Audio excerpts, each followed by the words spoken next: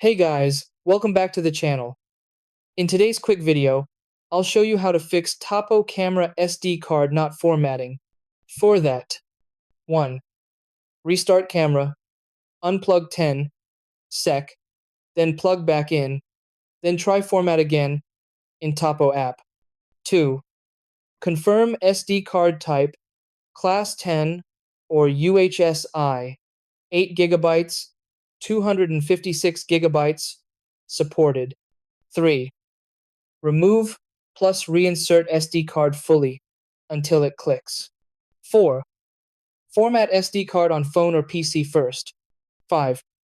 In Tapo app, then camera settings, then storage or SD card, then turn OFF protection or lock if available. 6. Try a different SD card to confirm your card isn't faulty. 7.